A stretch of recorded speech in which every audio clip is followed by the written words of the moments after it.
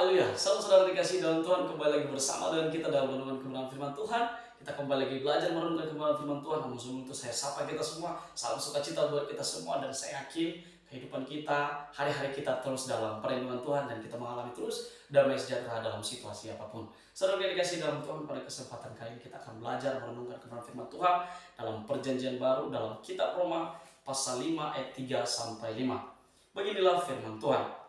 Dan bukan hanya itu saja, kita malah bermegah juga dalam kesengsaraan kita. Karena kita tahu bahwa kesengsaraan itu menimbulkan ketekunan, dan ketekunan menimbulkan tahan uji, dan tahan uji menimbulkan pengharapan.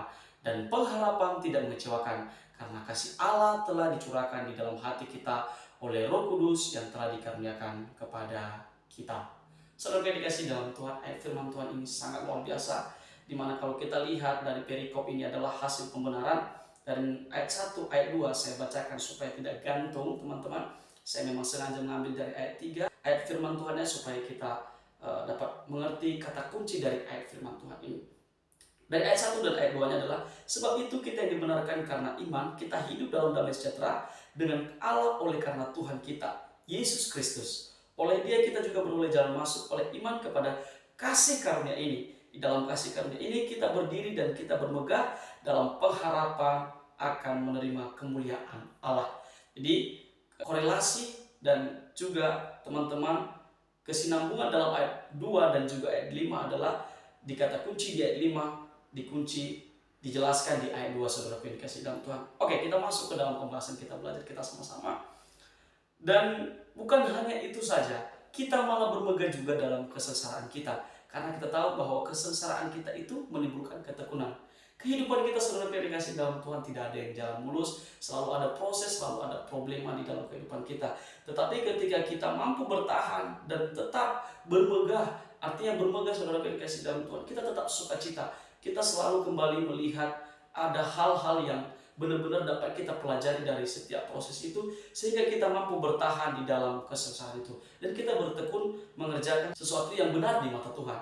Memang mengikut Tuhan itu, saudara yang dikasih dalam Tuhan, membutuhkan sebuah pengorbanan. Kita harus menyangkal diri kita, kita harus berbeda dari teman-teman yang lain, dari saudara-saudara kita. Tetapi percayalah, saudara yang dikasih dalam Tuhan, ketika kita bertekun di dalam hal itu, maka kita akan mendapatkan damai sejahtera dan pengharapan yang daripada Roh Kudus Allah. Yaitu di ayat 5 nanti kita akan pelajari. Dan di ayat 4, dan ketekunan menimbulkan tahan uji, dan tahan uji menimbulkan pengharapan. Setelah kita bertekun, setelah ketekunan itu ada dalam pribadi kita, maka kita akan tahan uji. Situasi apapun, kondisi apapun yang sedang menyerang kehidupan kita, sedang menyerang pribadi kita, sedang menyerang mental kita, akan membawa kita kepada sesuatu yang kuat, powerful, yang bersumber daripada Tuhan. Jadi saudara yang dikasih dalam Tuhan, orang yang sudah bertekun pasti dia akan mampu bertahan di tengah-tengah ujian yang benar-benar mungkin dia tidak mampu secara manusiawi, tetapi karena Roh Allah ada dalam pribadinya sehingga dia mampu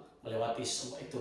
Dan di ayat yang kelima, teman-teman yang dikasih dalam Tuhan, dan pengharapan tidak akan mengecewakan, karena kasih Allah telah dicurahkan dalam hati kita oleh Roh Kudus yang telah dikaruniakan kepada kita. Saudara yang dikasih dalam Tuhan, percaya benar ketika kita mengikut Tuhan, ketika kita melakukan apa yang benar dalam Tuhan, sekalipun kita merasa bahwa kita tidak mampu dan itu sangat sulit bagi kita untuk kita lewati, tetapi ketika kita merasakan Roh Kudus Tuhan, kita merasakan pengharapan daripada Tuhan, kita akan melewati kesengsaraan itu, kita akan tahan uji, kita akan melewati semua proses itu.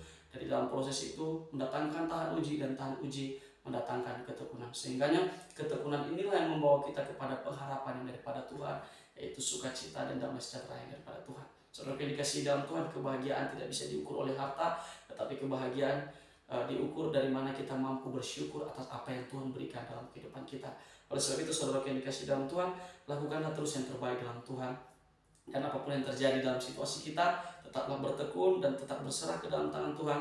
Bila itu benar dan bila itu Tuhan berkenan dalam apa yang kita lakukan, sekalipun sulit dan berat dalam pribadi kita, percayalah, sukacita daripada Tuhan akan ada dalam kehidupan kita. Teman-teman muda, orang tua, anak-anak, siapapun kita, marilah kita terus menerapkan hal-hal baik dalam pribadi kita, dalam situasi kondisi apapun. Percayalah, ketika kita merasakan dan benar-benar mengerti bagaimana Allah bekerja dalam kehidupan kita, semuanya akan terasa baik-baik saja. Saudara dikasih dalam Tuhan, Biarlah pembelajaran kebenaran firman Tuhan ini, pembelajaran kita pada kesempatan kali ini membawa kita kepada sebuah pengertian bagaimana Allah bekerja dalam kehidupan kita pribadi lepas pribadi. Semoga kita tetap dalam iman yang benar dalam Tuhan, dan sehingganya kehidupan kita terus mengalami sukacita. Tuhan Yesus memberkati kita semua. Salam sukacita. Haleluya. Shalom.